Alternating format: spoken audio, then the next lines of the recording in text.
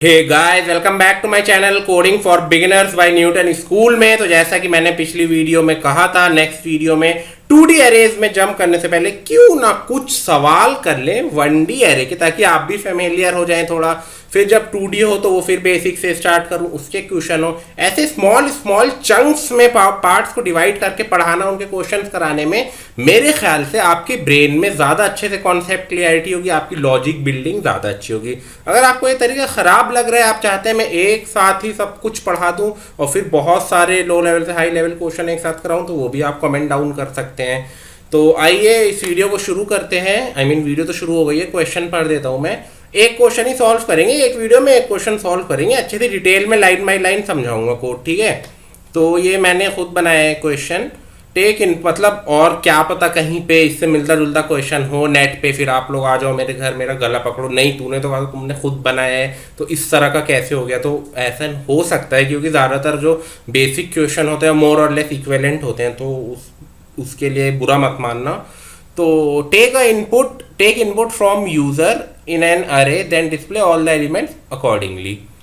भाई क्या करना है इसमें, जैसे अभी तक हम क्या कर रहे थे, अभी तो यूजर डिफाइंड इनपुट दे रहे थे, खुद वैल्यू डाल रहे थे इंडेक्स पे 0 1 2 3 4 पे, या फिर कर्ली ब्रेसेस लगा दे रहे थे और उसमें एलिमेंट्स डाल दे रहे थे, चाहे इंट के, फ्लोट के या स्ट्रिंग के भी एरे बना के मैंने दिखाई थी पिछली वीडियो में, आई गेस पिछली वीडियो में। तो अब क्या क्वेश्चन है, जिस तरह के क्वेश्चन थोड़ी सी इंटरव्यू एग्जाम में आते हैं, ज्यादातर जो इंटरव्यूअर होते हैं और टीचर होते हैं वो यूजर इनपुट वाले क्वेश्चंस को, स्ट्रिंग्स हो गया, एरे हो गया, ज्यादा प्रेफर करते हैं ओवर यूजर डिफाइंड। तो ताकि टेस्ट केसेस इंप्लीमेंट हो सके, अलग अलग इनपुट जाएं उस प्रोग्राम में और देखें किस किस टेस्ट केस पे वो पास कर रहे हैं। यूजर इनपुट पे वो नहीं हो पाता है जनरली। तो आइए न्यूटन स्कूल के अपने कंपाइलर पे चलते हैं और सॉल्व करना स्टार्ट करते हैं इस क्वेश्चन को। उससे पहले सिर्फ 40-45 सेकेंड लेना चाहूँगा मैं आपके। न्यूटन स्कूल जो है वो एक ब्रांड कोडिंग कॉन्टेस्ट कंडक्ट करा रहा है, जिसमें अप टू 5 lakhs के आप कैश और गिफ्ट प्राइजेस जीत सकते हैं। 1500 प्लस पार्टिसिपेंट्स को प्राइजेस मिलेंगे ही मिलेंगे, और जो कुछ इनसाइट्स हैं गिफ्ट की वो है आपके Amazon echo, home pad mini और एर्गोनॉमिक्स कीबोर्ड। काफ़ी अच्छा होता है, काफ़ी कॉस्टली भी होता है वो। तो अगर आपने एक सवाल का भी सही जवाब दे दिया तो आपको मिलेगा ही मिलेगा। और फिर बहुत अलग पर, जैसे जॉब्स और टेक्निकल इंटर्नशिप्स में आपको डायरेक्ट मौका मिलेगा बैठने के, न्यूटन स्कूल के डायरेक्ट एंट्री न्यूटन स्कूल में मिलेगी। टॉप 500 को फ्री ऑफ कॉस्ट रजिस्ट्रेशन है, बिगिनर फ्रेंडली है, एक्साइटिंग रिवॉर्ड है। और आपकी सिस्टम रिक्वायरमेंट बस ये होनी चाहिए कि 4 GB रैम होनी चाहिए आपके कंप्यूटर की, i3 भी है तो चलेगा, और 100 GB के आसपास हार्ड डिस्क में स्पेस होना चाहिए। बस ये कुछ आपकी स्पेसिफिकेशन होनी चाहिए, बाकी और कोई प्रीरिक्विजिट नहीं है, और फ्री है, 1 रुपया भी आपका नहीं लगेगा, उल्टा मिलेगा।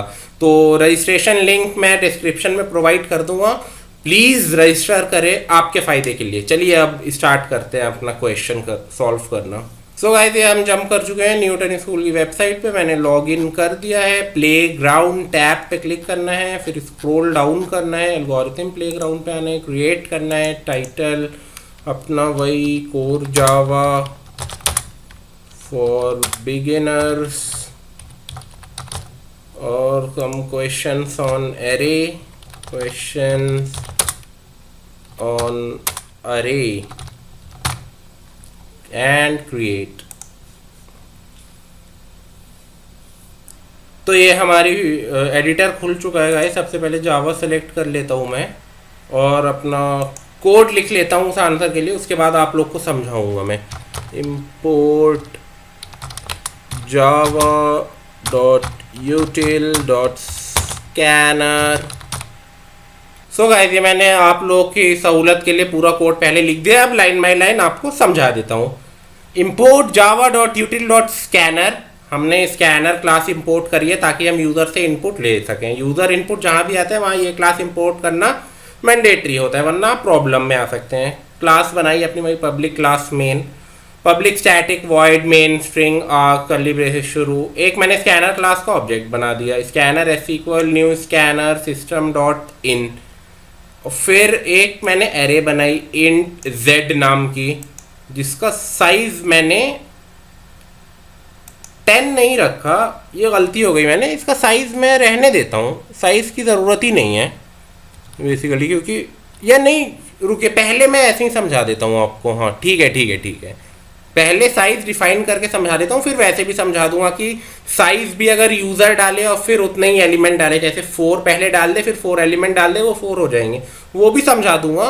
तो दोनों यूज़र इनपुट हो जाएंगे आपके, साइज़ भी और जो एलिमेंट्स यूज़र डालेगा वो तो है ही इसमें भी। इसमें क्या है, जो यूज़र एलिमेंट डालेगा वो तो यूज़र इनपुट है, और जो एरे का साइज़ है वो यूज़र डिफाइंड है। जैसे यहाँ पे मैंने 10 सेट कर दिया है, तो पहले इस मेथड से ही दिखा देता हूँ, फिर कैसे एरे का साइज भी हम यूजर इनपुट से एंटर करा सकते हैं वो सिखाऊंगा। पहले ऐसे देख लीजिए, मैंने एक इंट एरे, इंटीजर टाइप की एरे डिक्लेयर करी जिसका साइज लिया 10। इस तरह का डिक्लेरेशन मैंने आपको करना सिखाया था फर्स्ट वीडियो में, इंट्रोडक्शन टू एरे में। Int a equal to z dot length, हमने एक ए वेरिएबल बनाया, डॉट लेंथ जो भी एरे की लेंथ होगी वो उसमें स्टोर कर दी, इसमें पता है क्या है वैसे हमें, 10 लेंथ है, ये 10 यानी ए की वैल्यू हो गई 10। अब एक प्रिंट स्टेटमेंट लगा दी, system dot out dot println please enter, और ए को कॉन्केटिनेट कर दिया। ए क्या है, जो भी लेंथ है, जैसे इस केस में 10 है तो 10 एलिमेंट्स ऑफ एरे। फिर एक फॉर लूप लगा दिया, for int i is equal to 0, i is less than z dot length, यानी जो भी लेंथ होगी उससे एक कम तक, नो सरप्राइजेज, 0 से लेके जो भी लेंथ होती है उससे एक कम तक आइट्रेशन कराते हैं हम, i plus plus, z i is equal to s c dot next in. तो अब z इसमें हमने स्टोर करा दिया, अब इसमें यूज़र वैल्यू डालेगा, 10 अलग अलग वैल्यू डालेगा, मान लीजिए 23, 42, 45, वो 10 अलग अलग वैल्यू हमारे इंटीजर, अभी तो खाली बनाई है ना, वो 10 वैल्यू स्टोर हो जाएंगी इस फॉर लूप से। पहली बार चलेगा, क्या वैल्यू होगी आई की, z0, मान लीजिए 10 डाल दिया यूज़र ने तो z0 पोजीशन पे 10 सेव हो गया। फिर i प्लस प्लस होगा 1, z1 पे कोई वैल्यू डाल दी, ऐसे 2, 3, 4, 9 तक जाएगा, कोई वैल्यू डाल दी यूज़र ने। फिर जब 10 होगा तो ये कंडीशन फॉल्स हो जाएगी, लूप टर्मिनेट हो जाएगा, फिर इस वाले लूप पे आ जाएंगे, ये भी 0 से लेंथ तक चलेगा।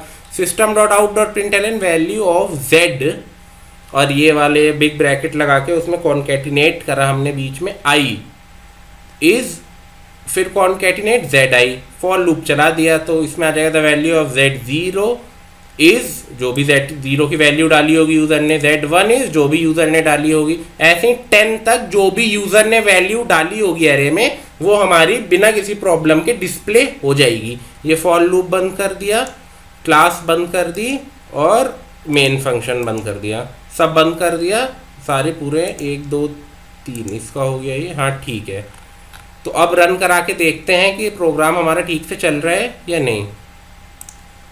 Please enter 10 elements of array, ठीक है 10 एलिमेंट्स डालते हैं एरे के, मान लीजिए 12, 13, 45, 67, 87, 99, 105, 37, कितने हो गए, 8 हो गए, 76 और 50, ये 10 हो गए। अब रन करा के देखते हैं, आप देखिएगा पूरी जो प्रिंट स्टेटमेंट कराई थी, एक z0 की ये वैल्यू है, z1 की ये है, अप टू z10 की ये है, वो आपके सामने बिना किसी प्रॉब्लम के प्रस्तुत हो जाएगा। यकीन नहीं आ रहा है तो देख लीजिए, ये देखिए guys, the value of z0 is 12, the value of z1 is 13, the value of z2 is 45, the value of z3 is 67, the value of z4 is 87, the value of z5 is 99, और ये पूरा आपका print होके आ गया।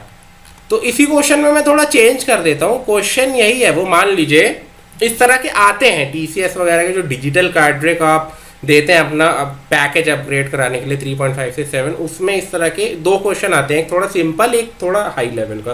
तो simple वाले इस तरीके के ही आते हैं कि यूज़र से एक इनपुट लो, जो नंबर वो इंट में डालेगा उस साइज की एक एरे बनाओ लेंथ की, और 5 उससे इनपुट लो, और फिर उसमें उसको इंक्रीजिंग ऑर्डर में लिख दो या डिक्रीजिंग ऑर्डर में लिख दो, या उनका सम निकाल दो, प्रिंट कर दो, इस तरह के क्वेश्चन आते हैं।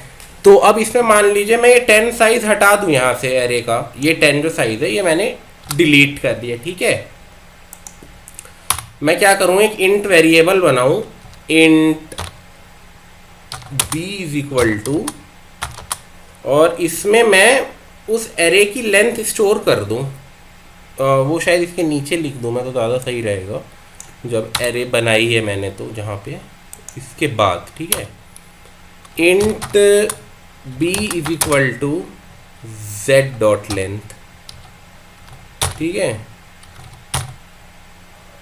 नहीं, इंट b मैं एक यूज़र से इनपुट लेता हूँ, पहले डिस्प्ले कराता हूँ message system dot out dot print L, और यूज़र भाई से कहता हूँ भैया please enter the desired size of the array. जो भी एरे का आप भाई डिज़ायर्ड साइज चाहते हो वो एंटर कर दो। और फिर एक वेरिएबल बनाता हूँ मैं int b equal sc dot next int से उसको इनपुट ले लिया मैंने, और ये भी उठा के यहाँ पे डाल दिया। सिंपल, जो भी लेंथ थी वो डालेगा यूज़र, वो अपने आप, चाहे वो 4 डाले, 5 डाले, 6 डाले, 10 डाले, 100 डाले, वो यहाँ पे आ जाएगी। इसमें यूज़र डिफाइंड सब कुछ यूज़र इनपुट हो गया, एरे की लेंथ भी और एलिमेंट्स भी। आइए दिखाता हूँ रन करा के। ये देखिए, please enter the desire size of the array, ठीक है। अब यहाँ तो 12 पहले से ही डाला हुआ है तो वो 12 हो गया होगा, और बाकी के एलिमेंट्स प्रिंट करा दिए होंगे। मैं थोड़ा छोटा साइज डालता हूँ, लाइक मैं 5 डाल देता हूँ। 5 डाला और 1 2 3 4 5, ये 5 एलिमेंट डाल दिए, तो 1 2 3 4 5 हमारा प्रिंट हो जाएगा। ये देखिए, please enter the desire size, the please enter 5 elements of array. अब लेंथ डाला था ना मैंने वहाँ पे, लेंथ की जगह क्या आ गया 5, अपने आप 6 डाल दूंगा तो मैं 6 एलिमेंट ऑफ एरे आ जाएंगे। यहाँ 6 डाल दूँ, यहाँ पे भी 6 कर दूँ, देखिए 6 आ गए। The value of z0 is 1, z1 is 2, z2 is 3, z3 is 4, 4 is 5 and 5 की 6। ये हमारा प्रिंट हो गया। तो बहुत बेसिक क्वेश्चन था लेकिन काफ़ी इम्पॉर्टेंट था। इससे पता लगता है कैसे जो लेंथ है एरे की वो यूज़र इनपुट से लेते हैं, कैसे एलिमेंट यूज़र से इनपुट कराते हैं, फिर कैसे उसको डिस्प्ले कराते हैं। तो इस तरह के आप 4-5 क्वेश्चन, 10 क्वेश्चन और नेट से निकाल के सॉल्व करें। नेक्स्ट वीडियो में कुछ क्वेश्चंस और सॉल्व करेंगे। आज के लिए इतना ही गाइस, तब तक के लिए स्टे होम, स्टे सेफ, टाटा, बाय बाय।